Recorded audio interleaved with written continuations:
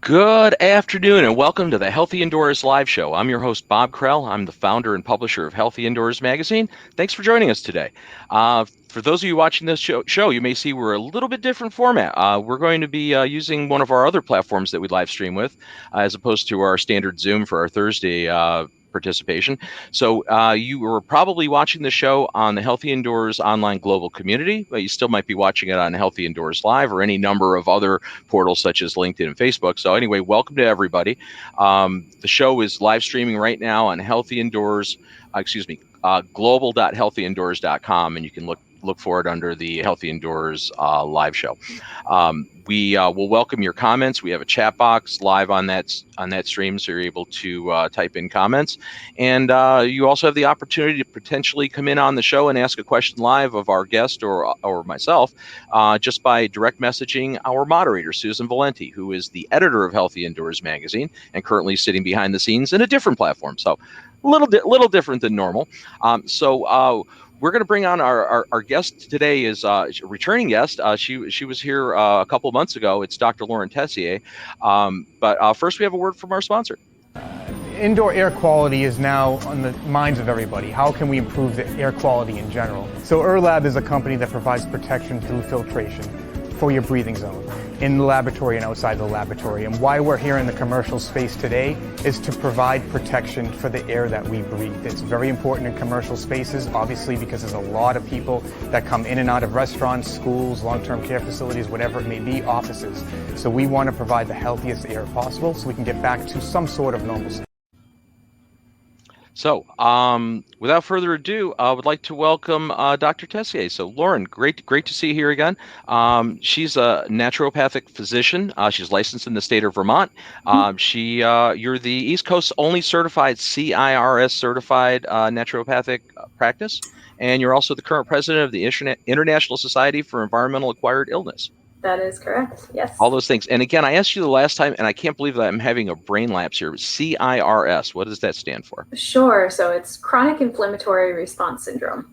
And it's more or less the concept of the body going into a inflammatory state long after the incendiary or the cause is kind of gone and out of the body. So there's a handful of people after they've been water damage building exposed, not just mold exposed, that go on to develop SIRS. So rather than just detoxing the body, you have the first thing you need to address, which is the detox, and then you really need to go in and you need to put the fire of inflammation out in the body. Makes sense. And that's not something that the standard physician, like a family practice physician, or even maybe a specialist that someone might see, would do, right? It's a different approach, is it not? Yeah, it's a definitely a different approach, and it's still something that I think people have a lot of reservations about. I'll put it that way. But ultimately, when you step back and you look at the 20,000-foot view of disease, whether it's atherosclerosis or name another one, even like breast cancers and things like that, inflammation always precedes these things. You very rarely see like a cold, meaning non-inflammatory health issue develop in people's bodies. So there are times where inflammation is beneficial. It helps us recover, it helps us get over colds and flus. And there are other times where it just kind of kicks on and doesn't stop. So we have all these chronic conditions that are very prevalent in our population. But no one's really ever found the thing that kind of flicks that switch on. And so, inflammation is, I think everyone knows about inflammation. It's not something that's obscure or anything like that, but the mechanism where it really stays locked in and keeps going, kind of like snowball effect. Not a lot of people recognize that, and it can be really hard to not only address, but even before that, get someone to consider it or even take it serious enough to try to do that work. So I guess I have the first question, and we asked this last time back when you were here in June, but I think it would be worth revisiting it. How did you end up here and getting in this specialized area That's Sure. not really common practice. Yeah, so I did primary care practice for a few years, but really within my first year, I saw people who were developing fatigue and all of these things that were totally just non-responsive to treatment, so all the typical allopathic and naturopathic approaches.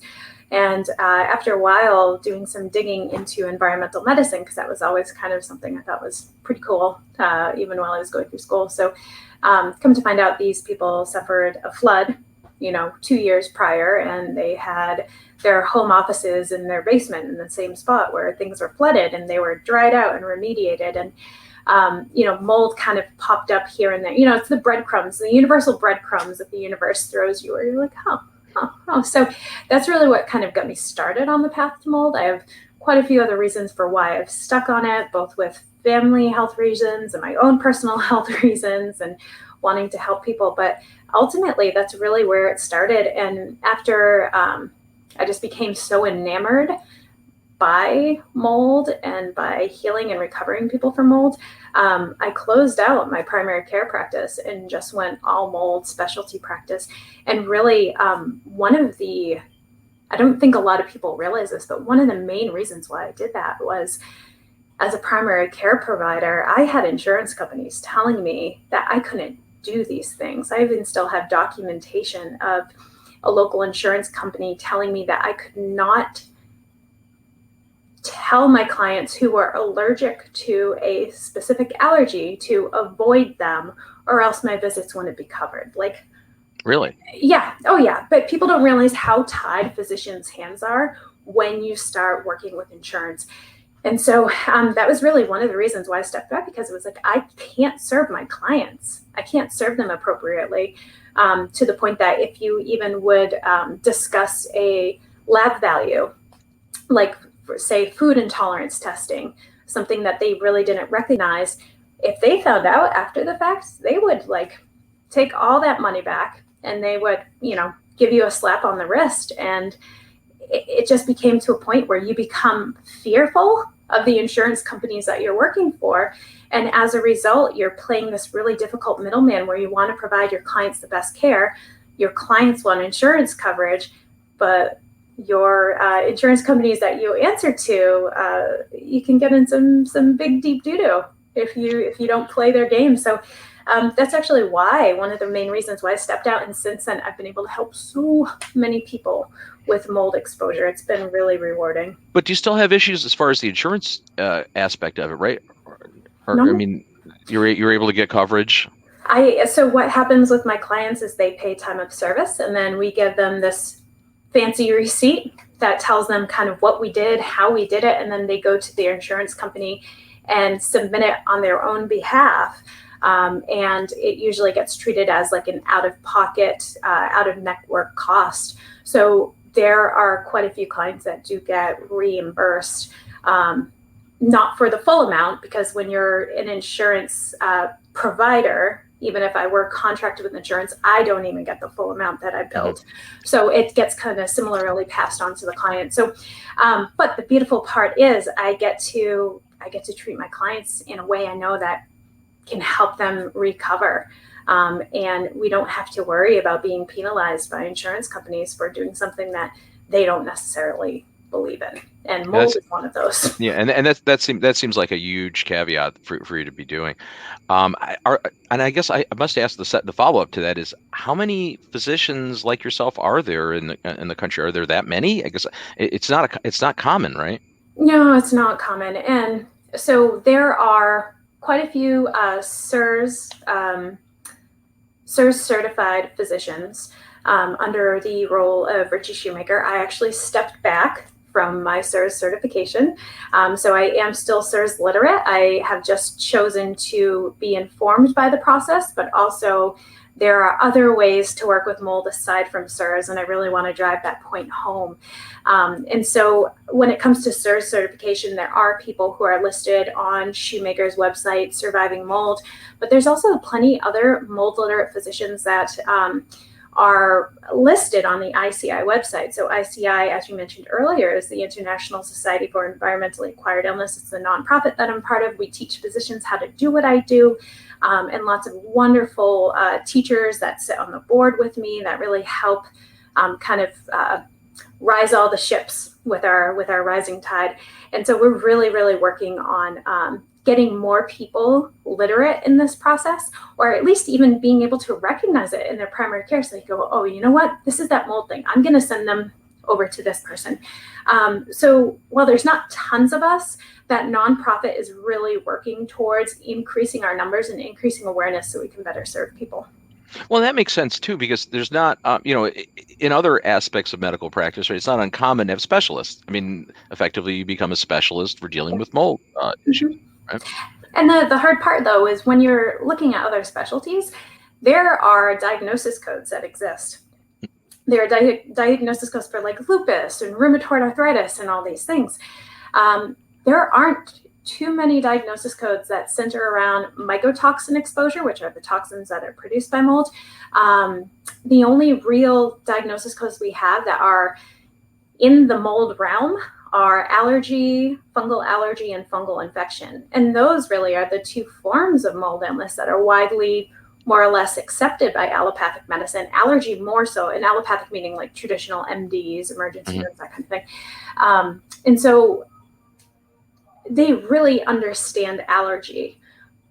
Fungal infections, they say, oh no, they're only for immune compromised. They're only for people with HIV and AIDS and cancer and all these things. But we're finding in the literature that more and more healthy, immunocompetent people who are completely healthy, are developing severe fungal infections because of the high rate of antifungal use in our construction materials, in our foods, and even in the medical realm. So people are starting to get a little bit more hip to the groove of the concept of having some fungal infections. But the two that I really work with in my practice, which is the toxic exposure reaction and then that SIRS inflammation reaction, those are just not widely recognized in the medical community because we don't really have proper diagnosis codes for them. The only ones that we have for that toxic component is specifically food-based. And so, that's really where it stops. So what do we do with people who we're finding aflatoxin in their bodies? They're not really eating a high processed diet and their house is covered in mold. Like, what the heck do I code them with? So it's a dance. And that's one of the reasons why insurance wouldn't accept that, because there's no true diagnosis code definition that exists out there. So we do the best that we can, Well, when you were here last time, you did identify those 4 different areas, right? Because there really are 4 different, I'm going to say pathways, but pathway is not really the right word, but 4 different ways that you can be adversely affected by mold, right? Yes. And so, and again, reiterate those, because that was, some of it was a little bit news to me. I was very familiar with, talking about 3 of them, but the 4th one surprised me. Yeah, and so we would call those the pathophysiology, right? The physiology of the disease state. So one is very much that allergy, so the histamine, the specific antibodies, the IgE that are correlated with allergy, positive skin prick tests, anaphylaxis, swelling lips, difficulty breathing, itchy eyes, sneezing, coughing, asthma, wheezing. That whole kind of allergic histamine component is one. And then there's the fungal infection, like we just mentioned, where it's the actual microbe that has gained entrance into the body and is growing and proliferating and challenging the immune system. One of the curious things about the infection component is we also have to consider colonization in that.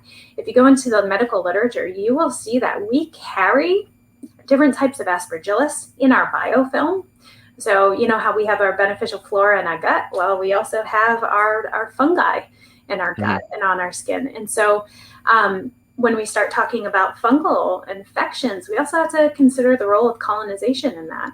And then, of course, those last 2, like I mentioned, are that toxic component, that mycotoxicosis, and then that SIRS component, which is the chronic inflammatory response syndrome. Now, something that might kind of throw people for a little bit of loop when they first find out about SIRS is that it's not just mold.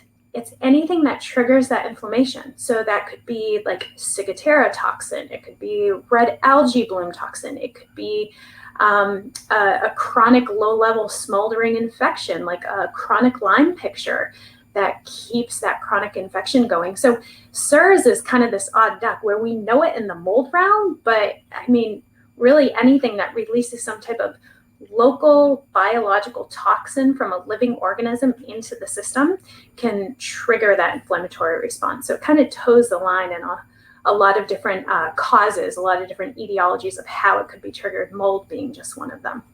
So, and with these 4 different aspects, somebody, a patient potentially could be affected in more than one route, right? I mean, or it could be multiple, it could be a single. So this makes it even more complex, right? Because you have like 4 moving targets, different potential courses of action, right? Right, absolutely. But one of the great things, it's taken me some time to understand the algorithm and the approach that I use with clients. And so I always go after the low-hanging fruit first, right? It's just logical. It's what we should do. It's financially prudent. It's timely prudent. I do the mycotoxin work first because that toxin is coming from somewhere. Is it coming from inside the body, from a colonization? Is it coming from the food we eat? Or is it coming from the environment that we inhale? If we address all those 3, we're going to hit addressing the allergy, because allergy is coming from local irritation from little crunchy mold fragments in the environment. So if we're addressing the environment to try to hunt down mycotoxins, we're going to be clearing off that allergy exposure.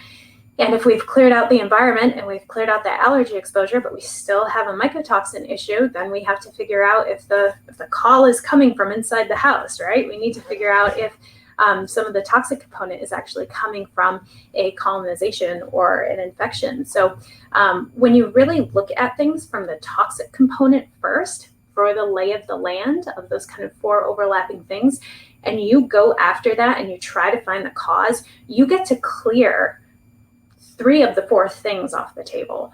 So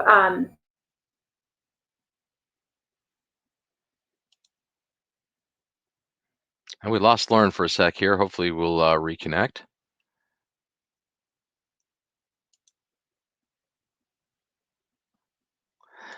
So while we're waiting to get Dr. Tessier back on the broadcast, I'm going to just take a quick jump and do a plug for an event that we're involved with coming up in November. It's the Healthy Buildings America 2021 conference, and this is an event that's taking place November 9th through 11th in Honolulu, Hawaii. It's a really cool event in that it's a different focus for them. This is the 16th incarnation of this event, which is from the International Society of Indoor Air Quality and Climate, ISIAC, and it's being hosted. This edition of it is being hosted by CIRI, who is the Cleaning Industry Research Institute. So they're hosting it in Hawaii. Healthy Indoors we're a platinum media sponsor. We are the platinum media sponsor for it, and we are going to be the provider for the live stream for those of you who can't attend that conference in person and would like to watch it online. So anyway, that's an event coming up. We highly recommend that you take a look at it. It's clearly an event that's we're excited about, and we think you should be excited too. We got Lauren back. That's great. Things happen. You see, I went to a commercial immediately, and this is what you do, that's right? Right. So where did you guys lose me? That's so unfortunate. Yeah, we lost you right in the beginning of your last commentary. You froze up and you disappeared. Oh, so you guys didn't even hear the overlap of everything? Let's try again. So yeah, I'm so sorry. No, it's okay. I'm not even quite sure what happened. It could be Vermont internet. I'm not going to pick on you. Yeah, well, I mean, go ahead. Why not? Go for it. Okay, so anyway, as you were. So can you prime me again so I can make sure that I'm hitting the high notes? So you were talking about at that point you were talking about mycotoxins being the first area that you address because there's so many ways that it potentially overlap. Right. And so if you address the mycotoxins first, you have to think about where is this coming from? Is it coming from the built environment? Well, that's also where allergies would likely come from too.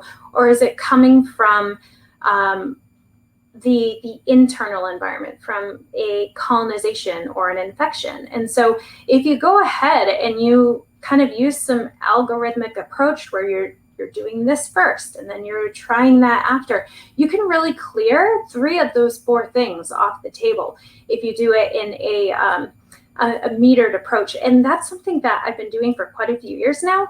And I used to jump all in on SIRS and run all the panels and all these things. And I just found out that I was spending clients' money on labs that was just telling me that they were sick, And I found that if I detoxed them long enough, like 60 to 70% of those cases would not actually come up as positive for SIRS, versus if I went after SIRS first, everyone who I came into contact with, it just felt like they had a death sentence. So really using and approaching detox and supporting the body and its natural ability to detox has really been just a game changer. Well, this seems like somewhat of a novel approach, though, right? And again, not something that I've heard, described or discussed, in the industry very often. Yeah. And that's what we're trying to get the word out on. I think the thing that makes me the saddest about mold in the healthcare realm is that it's very fractionated. There's warring fractions in the mold realm. There are warring fractions in the mold realm. And that's really unfortunate for the clients that we see. So if you're someone who's all SIRS and no mycotoxicosis, you are doing a huge disservice to many clients. And I can say that firsthand experience. If you're going all mycotoxicosis and there's no such thing as SIRS, you are doing people a severe disservice. If you're going all allergy and there's no such thing as those two, you're doing people a huge disservice. So one of the goals with being a part of ICI and trying to have it grow is to really bring this community back together, because we have a lot of wonderful physicians who started these frameworks, Dr. Campbell, Thrasher, Brewer, Shoemaker, but they all had a slightly different perspective. And at times, sometimes interactions were tenuous. And, we have generations of practitioners that were then trained under them that then very much stayed in those specific lanes. So putting blinders on effectively. Putting blinders on effectively. Yeah. And so that's the goal of ICI. I'm sick of it. I just want to bring this dang community together because we have people we need to serve. And it's an epidemic. It's an absolute epidemic. And you know it. I mean, you're on the front lines with indoor air quality. You know how bad it is. Mm-hmm. Yeah, I mean, it clearly is, which raises a question that Susan Valenti, our editor from the magazine, posed pre-show, and I just wanted to pass this one by you. Yeah. There have been quite a few mold professionals on Instagram lately telling people who have been exposed to mold that they will have a very difficult time dealing with COVID symptoms, and that there are new studies showing that this is true. Do you agree with these professionals? And where are these new studies? We couldn't find them. Yeah, so there's potentially a 6 degrees of separation with that statement, and there's some bringing together of trying to approximate 2 different pieces. And so, first of all, anyone who's making any COVID-related claims really needs to move cautiously and be very cautious about the implications of what they're saying and sharing. So I will kind of preface that first. When it comes to the indoor built environment, mold specifically, we know that mold and mycotoxins can shift our T helper cell balance. It can shift our Treg cell balance. These cells are very important lymphocytes that keep our immune system operating correctly. In these instances, we can see things like chronic infections. I can see Lyme disease flare up. I can see Epstein-Barr virus flare up. So when we have this immune suppression, other things that might be creeping and crawling in around our body can kind of get a foot up and take advantage of that situation. Mold does suppress the immune system. Do we have direct data that says this particular disease state that is circulating around right now very much worsens or is very much worsened by mold?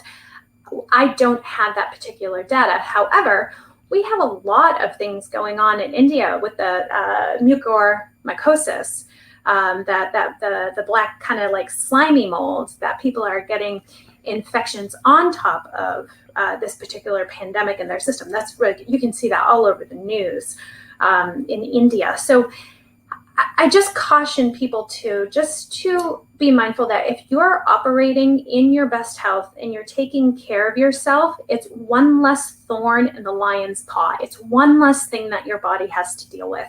So while there isn't potentially a causation there, it's the ability to put your body into the healthiest state possible. So when it does encounter that issue, it can do its best to move through it and then recover. So I hope that's kind of clear. I know it's a little bit vague, but we really have to be cautious about what we're saying with these things and be responsible, because it can throw people into an absolute panic. And What's the problem with social media, though, right? I mean, we have so much unfiltered information, that is like, it's problematic. I want to point out to our online audience. First off, we had a glitch, and we are not live streaming to the community right now. We're streaming to all of our social media portals. We are recording, however, so the recording of this broadcast will be available on the community for replay just shortly after we terminate the broadcast today. So don't panic if you're not seeing it there. You still can be in the community and chatting. I know that our Facebook and our LinkedIn portals are up. Things happen, live broadcast. But in a few minutes, we'll actually start allowing some audience members to come in and ask questions. We've got a few queued up already. So just let you know, we'll be addressing that shortly. But that's an interesting point as far as the, I think everybody should go cautiously. And especially when you read stuff online and and social media posts, that there's a lot of people that post stuff that's maybe not fully accurate or not accurate at all, and that's really not where you should get your information from necessarily. And I think a lot of people forget that there's a lot of games of telephone, a lot of games of telephone going on. That's why whenever I actually do make a statement on social media that's regarding XYZ, I'm putting the PubMed ID. I'm putting the actual validated information, because I have worked hard in my life and my time to speak right, to speak clearly, to speak correctly, and to speak in service to other people. And so I get really nervous when those things get twisted and turned, and then out comes the other end that NAC is going to save the world. And it's like, okay, wait, let's go back and talk about the shades of gray, because there's no black and white. And that's really it comes down to. There's no dogmatism and there's no black and white in any of things related to health. Which brings me to another question.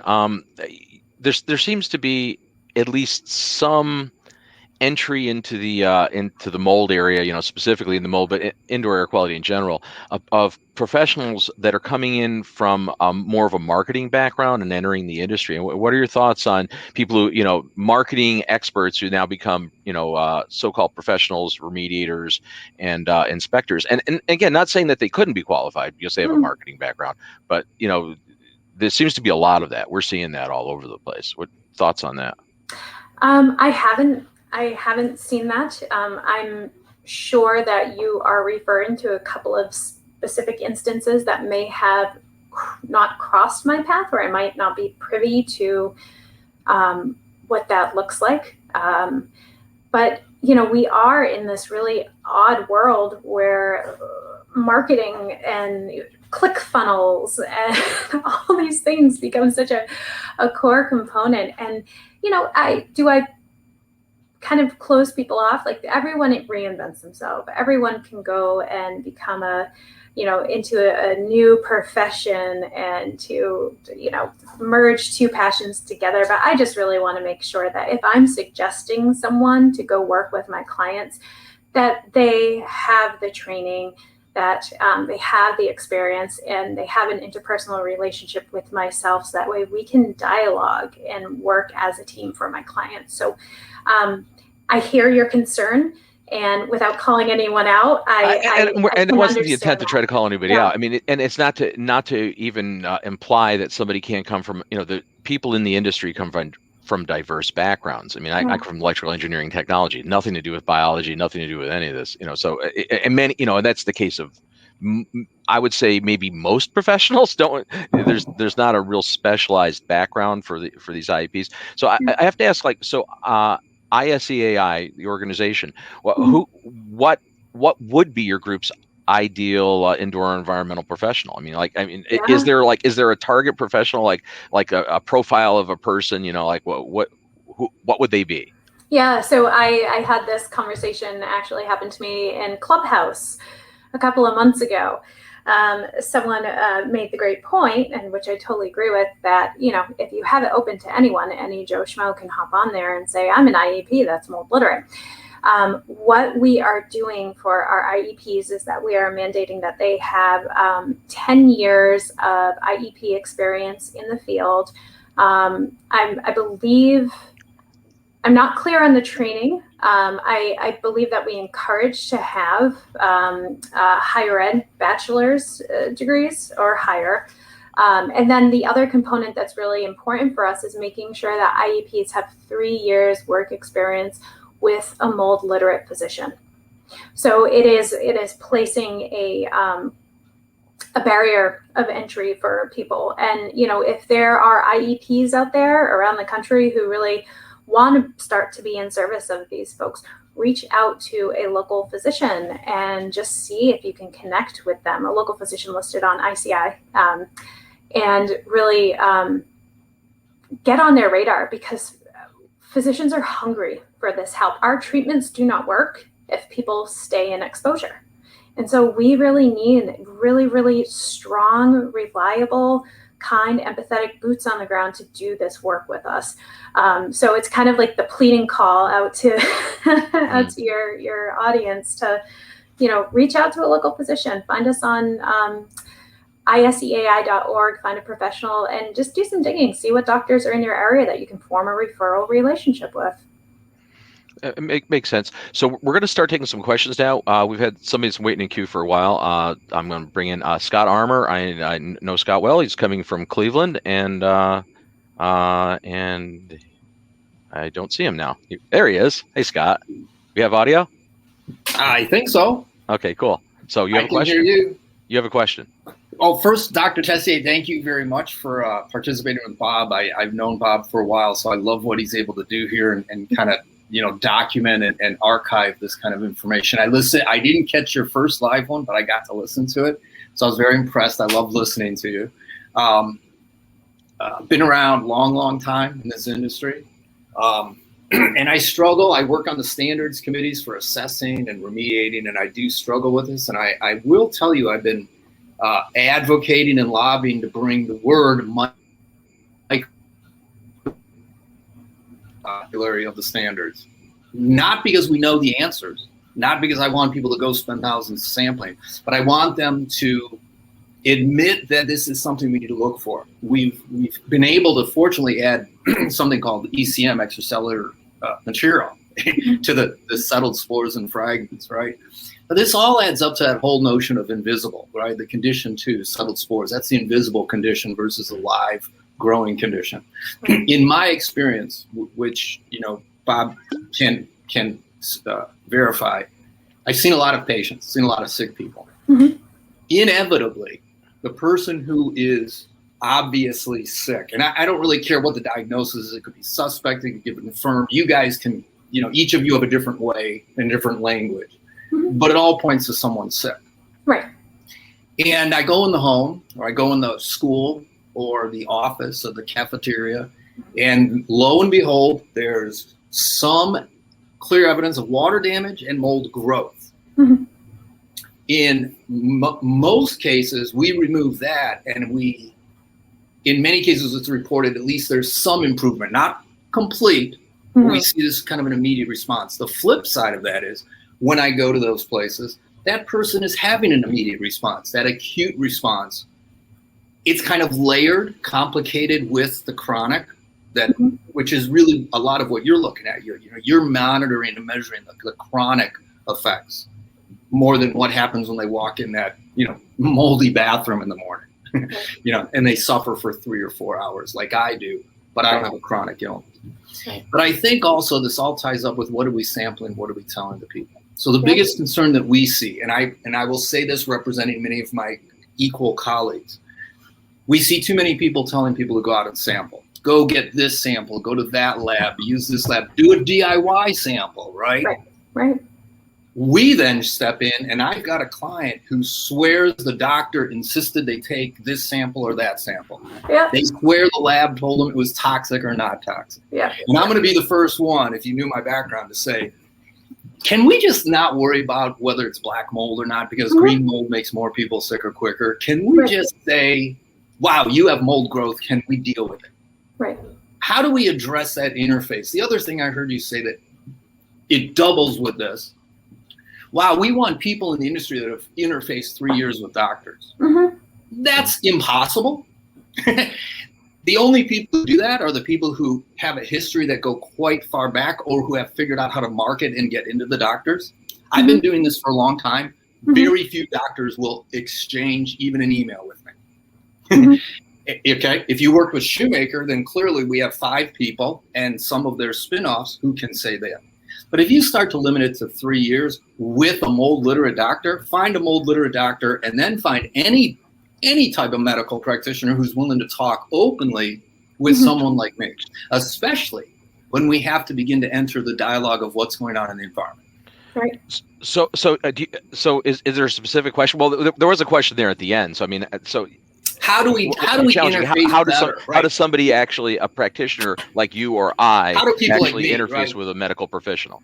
Exactly. How do people like me, who's a reputable, known entity in the world of exposure science and environmental data collection and assessment science, how do we better interface with the group of doctors? Right. Well, it involves us too. We all have to get out of our comfort zone. Physicians have to get out of our comfort zone. IEPs have to get out of their comfort zone. Patients have to get out of their comfort zone. Remediators have to get out of their comfort zone. We are so isolated in the bubbles that we move around in the world. And Scott, please understand the reason why we have those limitations for just ICI is so we're protecting people from someone who maybe hasn't, it's in the process of creating membership for ICI, it was so difficult to try to create standards that would simultaneously protect people and try to ensure some type of quality, safety, something. And we are the first to admit that it's not perfect and things will evolve and things will shift and change. And we're always, open to feedback on how we can integrate more people. But the reality is there's also a huge split in the IEP realm. It's really hard. If you get 10 IEPs, you guys are not all going to be on the same page sitting in one room, just the way a physician, mold literate physicians are too. This is what I'm getting at is I know that we have these difficulties with reaching across the aisle, but it really starts to shift and change when you show up to Healthy Indoors Live and you directly ask me and say, hey, let's figure this out. Let's work this together, because we are coming from a history, a lineage of people being isolated and separated. This has not been a cohesive community, and this is what we're working towards. So you're right. Looking back retrospectively, not so great. This is what I want to move forward to. This is what I want to help people carry into. And so, I'm right there with you. And sometimes in order to know that you're going to have a foot in with a physician, sometimes you do have to sit down and Google mold doctor near me, because if someone is on Google and they're putting out their Google AdWords that's like mold literate physician or mold doctor or toxic mold symptoms or these types of things, they're going to be someone who actively believes in it, actively tries to treat it, and actively sees clients who need that help. And that physician, I can almost guarantee you, is going to be really happy to know that there's an IEP calling them saying, hey, can we network? Because I would love to be of service to you. Physicians need you in order to be successful. That's what it comes down to. So I think it's a sea change that needs to happen. I'm on the same page with you, Scott. I was I actually was the 4th environmental member of ICI. I used to be listed as they had a a category of original founding members. And I joined the first week ICI opened. I literally sent them my money on Thursday after they opened on Monday or something like that. And I found it very intriguing and useful. It was a wonderful education to listen to, the behind the scenes conversations we were able to have. And, unfortunately, there was some disagreements on technicality. And what I found difficult was the people that were debating the technical were not educated in the technical. So they had an opinion and they had influence and they had power to make decisions, but they were not arguing the correct science. And so sometimes it is the loudspeaker, right? Well, who has the megaphone? Yeah. I think that what I'm hearing you say and what I heard before, maybe it's time we re-engage each other as industries and kind of figure this out, because I think that the list of recommendeds is very limited, right? I asked someone once, I said, go find out if your people have exposure science and data methodology science before they come in and take 42 samples, right? Ask your IEPs, how many samples do you take and what do you do first? And unfortunately, the vast majority are going to walk in and start taking samples, and an influential minority are going to oversample and overcharge with things that are not easily explained. You said it really well. That argument, we've made that argument in previous shows too. It's if you're first, as an IEP, if your first line of action is to come in the door slinging samples, I think you're already discrediting yourself, because if you're not doing, an interview with the occupant and trying to get some background information and then coming in and physically looking around and seeing what's there in that environment, you're saying we're going to sample. Why would you start with that? Bob, it's like industrial hygiene, right? We taught the mold world how to sample. We taught the mold world how to do the assessment, but I know because I was there, the white paper doesn't mention industrial hygiene, right? They deleted my recommendation to allow industrial hygienists to be on a list of one of the qualifications, right? People who are qualified by American Industrial Hygiene Association. Those people who were in charge of writing that white paper deleted my edits. They did not want that. So unless that's changed in the last 18 months, that's a real huge loss, because you lost the people who designed the science. Well, I mean, herein lies our challenge, right? I think is that, and Lauren, you pointed this out. There needs to be open dialogue, right? Because that's the only way we're going to get to more of a consensus with this stuff, is to be able to, both sides have to talk, right? Yeah. Because I think traditionally we really don't have, we on the practitioner environmental side don't really know a lot about the medical side. Some start making medical claims, which drives me totally insane. When somebody is an IAQ consultant telling people that this is making them sick, it's like, wow, okay, you're definitely going out of your realm. But I get nervous when I've heard physicians, and I won't say which type, but some, allergists. But I mean, I've seen, making claims, environmental claims, never having seen the environment that their patient that they see for 15 minutes lives in 24 hours a day, and start saying, you have this problem. It's like, how do you know that? You haven't seen it. Right. And so when I started with my clients, we would dialogue about things, and I would say, well, you might want to defer to your IEP and have a one-on-one conversation about, cleaning your personal items and all these things. But as the years have moved on, I have become far more aggressive with being clear to people that I am not an attorney. I am not an IEP. The best I can do is tell you instances where I have seen remediation failures. That does not mean that it applies to you. It does not mean that it is your situation, but it's physicians need to, for their own liability, need to be very careful. And similarly, the online social media groups, not necessarily yours, but Facebook groups Facebook groups where there's a lot of Facebook groups that scare me. Burn down your house, and you're like, no. Yeah, the only solution is to destroy rebuild your house. It's like, no, that's not. Sometimes maybe that is, but that's in the most extreme of extreme cases. Right, and I've seen household remediations surpass the value of the house. I've seen that. I have seen some recent remediations going up to $300,000 to $500,000.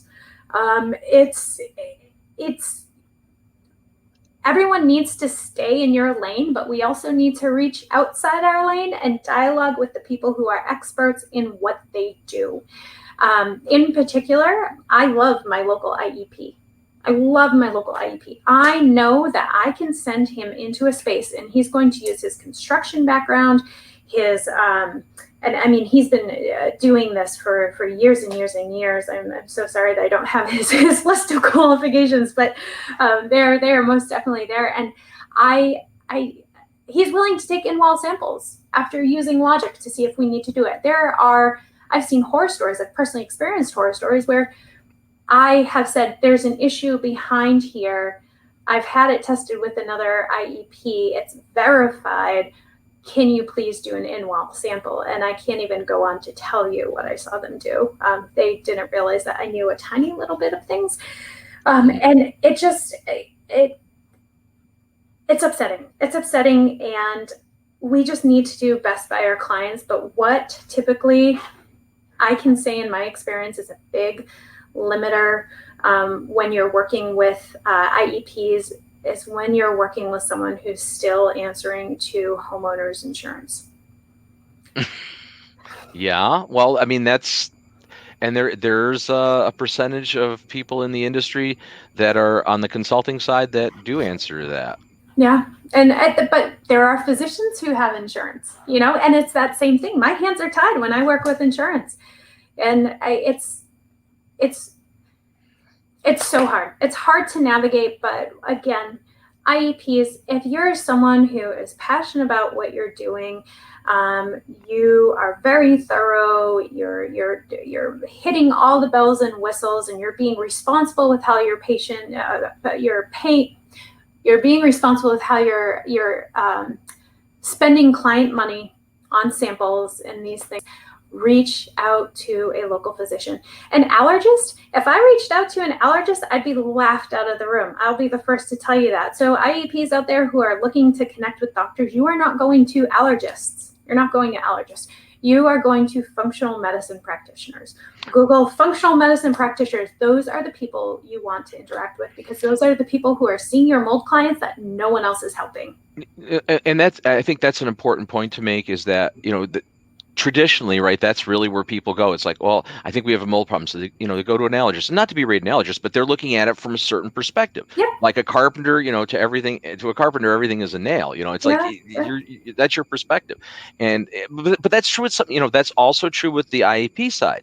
There's IEP people who really look at things very linearly, and don't understand maybe building science principles and a lot of other stuff, and their first course of action is take a bunch of samples, and they're going to make their determinations based off some spore traps or something, and that's, to me, that's equally as disheartening, because while they might be successful some of the time with that, very limited blinder approach, most of the time they're going to be off the mark. And I think that's true on the medical side too, where there isn't an understanding. So we have a long ways to go with this. There's another question we have here. This one is interesting. Do you envision a time where there are any federal mold standards that will reassure consumers that they are able to get well through the healthcare system, and that their house is able to be remediated with a clear and consistent standards by trained professionals? Ooh. That's a tough one. I know where that question is coming from, and that question has a lot of pain behind it and a lot of sadness behind it. Know that in my time as president of ICI, there are certain key things that we're going to be working towards. There are vested interests in the mold realm. There are. And I don't know if the change will be 5 years from now, 10 years from now, but change really starts with acknowledgement. And from acknowledgement comes interest, and from interest comes research, and from research comes money. And so there's going to be a sea change. The hardest part about the process is you're going to have to financially incentivize systems that are in place in order to change this. You are going to have to financially incentivize homeowners insurance to change this, healthcare insurance to change this. I mean, right now, what OSHA, EPA standards, throw bleach on it if it's under 10 square feet. Like, we have a huge uphill battle in front of us. And so again, it just really goes back to the idea of we need to respect one another's lanes, but we need to reach across the aisles and dialogue with one another and create this concentrated effort moving forward, because something needs to change about this. Lyme disease was first paid attention to in 1985 or so, and only a couple of years ago did the CDC go, yep, yeah, that's a thing we should be looking into. To the fact that I want to just kind of put this cool little tidbit out there. There is a woman who brought additional ICD-10 codes, diagnosis codes for certain subsets of Lyme disease to the World Health Organization. It may have been the World Health Organization or the UN. I'm so sorry that I don't know off the top of my head, too many letters at this moment. But she essentially said, by not having these diagnosis codes, this is a human rights violation, because without these diagnosis codes, people cannot get medical representation. These things can't be researched, funding can't be pumped into it. And she actually was able, through that particular tactic, to get diagnosis codes for additional types of Lyme disease to be included in the next round of diagnosis codes. And so 1985 to, she did that in 2017. So this is what I'm saying. That's a long uphill battle. It's a long uphill battle, but we're doing it. We're moving in that direction. And I think it's podcasts like yours and, people like Scott who are speaking up and reaching out to their local folks. So long as we keep this dialogue going, there are power in numbers. And we just need to take something that's a very difficult topic and incentivize it to people who might not want it. So I think as more and more people kind of hop on that bandwagon, I think, or I have hope in my heart of hearts that something will start to shift and change. I mean, but what is the next actionable step for us to do? I mean, collectively and maybe individually as different sides of the equation.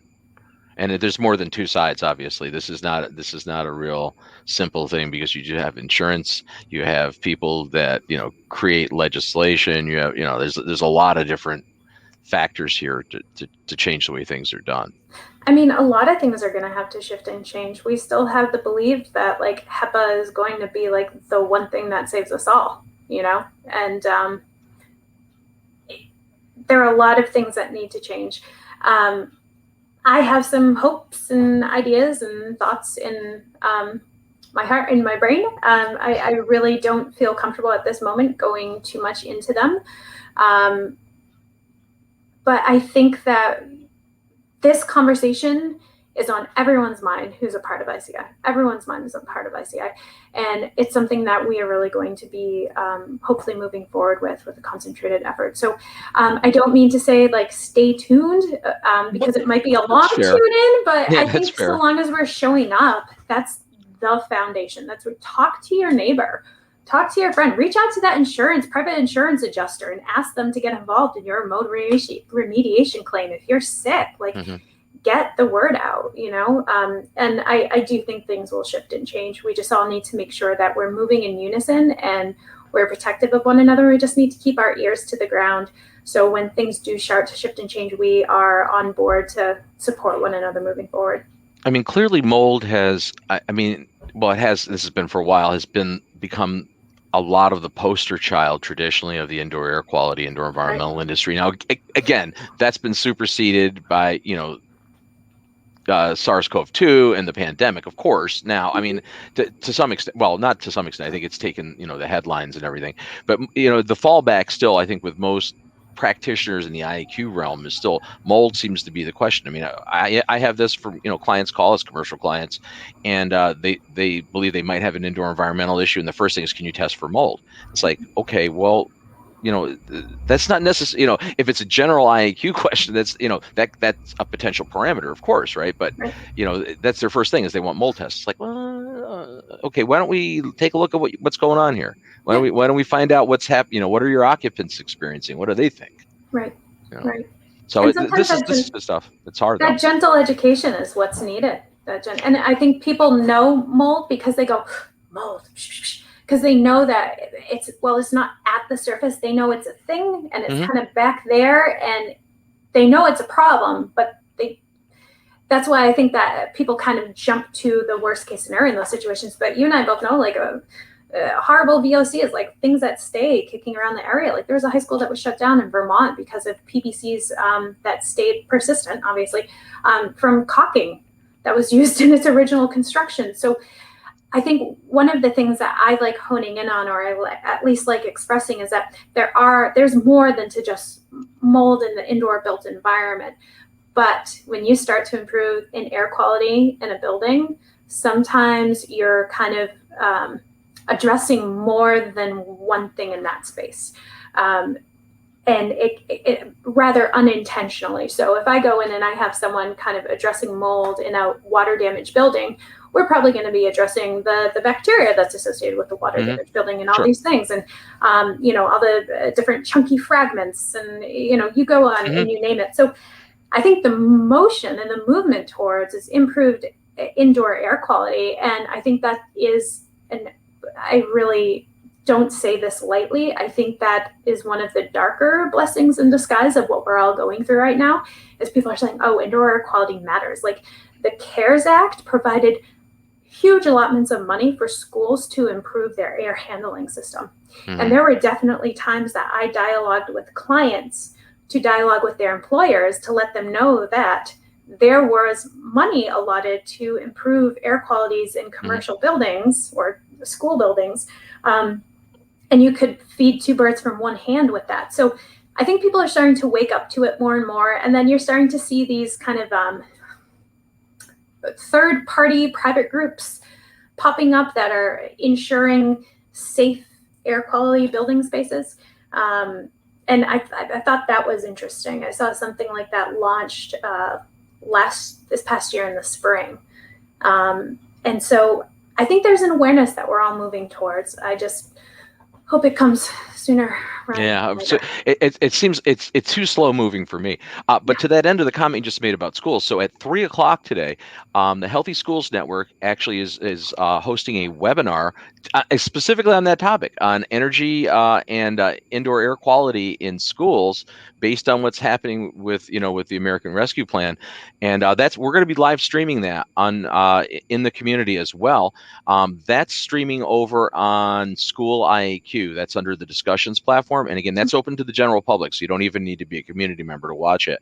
We'll be simulcasting their Zoom webinar that they're running from 3 to 4 p.m. Eastern time today, so an hour from the conclusion of this broadcast.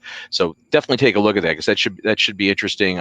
It's again being hosted by Healthy Schools Network, which is a not-for-profit that has been working tirelessly. No, I can't. Why am I dying on that word? For many years, for decades. Yeah. I know their executive director, Claire Barnett, and she's, this has been a passion of hers for many decades. And so that this will be a good thing to tune into. Would you put Claire in contact with us over at ICI? Because I think that would happy to make that connect. This is what we're all about with the community, by the way. Do you know that 5% of my clients are teachers? Really? 5% of my clients. That doesn't surprise me, though. No, it doesn't. But it really it doesn't. Schools have some of the worst indoor environments in the country. Public schools, certainly. And for each one teacher, you are having them in front of 30 to 40 kids. And so the Pandora's box of schools, I've done a whole entire lecture about mold exposure with pediatrics, and you better believe that is part of the dialogue. Teachers are part of the pediatric dialogue. So I would love to get hooked up with the Healthy Schools Network just to see if we can dialogue with ICI, because it's so important. It's great. Clearly. And the thing is, to your point earlier, that there's funding now. Yes, there is funding, but there's not really good direction. There's not good guidance. Schools are potentially going to get a windfall of financial aid to do things, but they're not really sure what to do, right? And it's like you don't fix a problem by just throwing money at a problem. Throwing $500 billion at something doesn't necessarily fix the problem if people don't utilize that money in a sensible and wise way. So Right. this is an immediate situation, right? We're opening schools in a few weeks. It's already in the South. They've already started opening public schools Right. for the next semester. So yeah, challenging. Well, you know what? We're run out of time again. No, but this is so to that point. We do need to continue our discussions and dialogues. I envision you being a regular on the show, and I hope you're willing to do that. I have a great time every time I'm on. It's absolutely wonderful, and it's work that needs to be done. Not only is this Absolutely. fun, but this is work that needs to be done. I'm more than happy to do that. There's no question about it. Another quick plug for the Healthy Buildings event.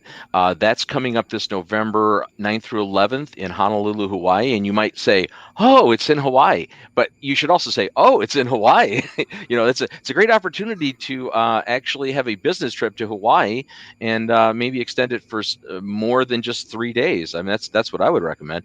It's going to be a really interesting event because it is ISIAC's first move to tie their typical academic programs to actual field practice. And it's a great opportunity to be there and network both directions, because this information needs to be bi-directional. Just like we were speaking about in our show today, it's critically important, I believe, that research and academia needs to understand what to research next, right, based on practice, and practice needs to understand what's coming down the pipe, because they don't really share information real well. Not unlike the IEPs and the medical community. We kind of have there's like a little bit of a barrier between all of us here. Well, don't forget, there's also a barrier between people at the research bench in medical and people on the clinician forefront, the boots on the ground. The practice side, the same thing, right? It's still a practice versus research. And I'm working on connecting that too. I'm actively working right now on connecting that. So I could see where that's another very important thing for you to be doing. So Lauren, it's always a pleasure to have you here. I really appreciate your efforts, your organization's efforts, and you're actually a fun guest to have on the show. So that's pretty cool too. That's good to hear. Yeah, right. Well, yeah. I mean, I'm not to say that all our guests aren't great, because they are. I was about to go down a rabbit hole that I didn't want to enter, but you stand out among them. How's that? Well, I appreciate all of our children are great, but some we like more than others. No, you can't say that. But we'll leave it at that. If again, I would comment that you may have been watching the show on Healthy Indoors online global community, but as we went live today, we found a stream glitch with our Vimeo link up, so it didn't stream live there. It streamed live in about 4 other places. The recording will be available later this afternoon from this show, so it will be available on the community as well as the audio podcast. We'll push those links out all over. But here's a little if you're not part of the Healthy Indoors community, you should be.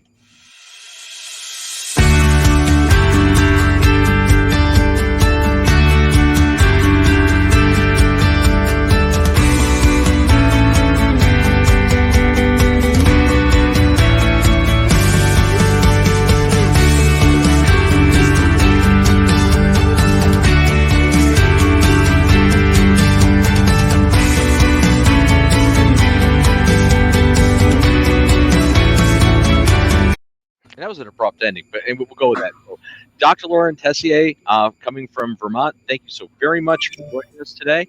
That's all we have. That's all the time we have today. It's sad. I always hate when we end the show. It's like, but it has to. So, you're welcome here anytime. We really appreciate your participation, and we'll be talking soon. We'll be here again next week, next Thursday, and we will be streaming on the Healthy Indoors online global community. I assure you that glitch will be resolved for the live stream. We welcome you to join us next week. We have and actually a really good show coming up. The executive director of AFA will be on, Kenny Mendez, really good program on allergy and asthma next week. So that'll be again from 1 to 2 p.m. Eastern Daylight Time on the Healthy Indoors Show. Until next time, we'll see you on the show, and hopefully engage with you throughout the week on the Healthy Indoors community. I'm Bob Krell. Take care.